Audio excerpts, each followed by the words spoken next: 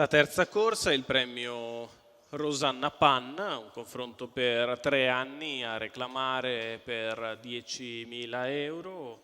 Prova in cui il favorito è Immense of Brown, numero 8 dello schieramento, figlio di Calgary Games che alterna successi a numerose rotture. Vedremo se oggi Antonio Di Nardo convincerà questo favorito a trottare. ID Star Day Room scende a pari quota rispetto a quella di Immense of Brown ed è l'alternativa principale. E poi Iris Cup, Ivano SSG, ma anche Ischia del Ronco sicuramente della partita. Macchina in movimento.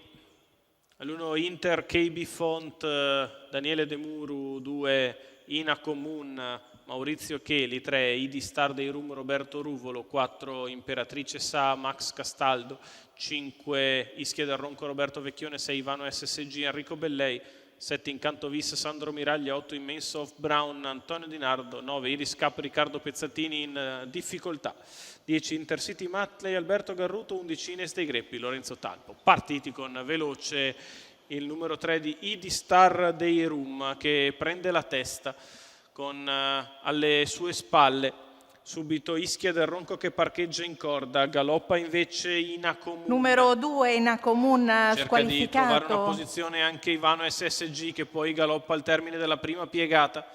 Così i 200 iniziali in un veloce 14-1 e ID Star Day Room è al comando nei confronti di Ivano SSG che si è sistemato lì, mentre muove all'esterno Immenso of Brown trascinandosi Iris Cup, galoppa Imperatrice Sa. 400 iniziali in 33. Numero 4 Imperatrice SA squalificato, numero 7 Incanto Vis squalificato. Si completano così i primi 600 metri di gara in 46,7 con al comando ID Star Day Room nei confronti al largo di Immense of Brown, poi Ivano SSG, Iris Cup, quindi Ischia del Ronco, ancora Ines dei Greppi, poi Inter KB Font, Intercity Matley, primo giro in 1 e 2 appena scarsi con ID Star Day Room in vantaggio e l'attacco esterno da parte di Immense of Brown, poi Iris Cup, quindi Ines dei Greppi che prova ad avvicinarsi ai primi, intanto Immense of Brown attacca con decisione ID Star Day Room, i due alle prese a 400 dal palo, in vantaggio ID Star, Immense of Brown che attacca, 14-4 la retta di là, poi Iris Cup, Ines dei Greppi, quando siamo a 250 metri alla conclusione ID Star Day Room prova una strenua difesa da Immense of Brown che continua ad attaccare, viaggia bene, Immense of Brown è passato, Immense of Brown trotta fin sul traguardo e oggi vince nettamente, seconda ID Star Day Room, al terzo finisce Iris Cup, 1.15.4 per Immense of Brown.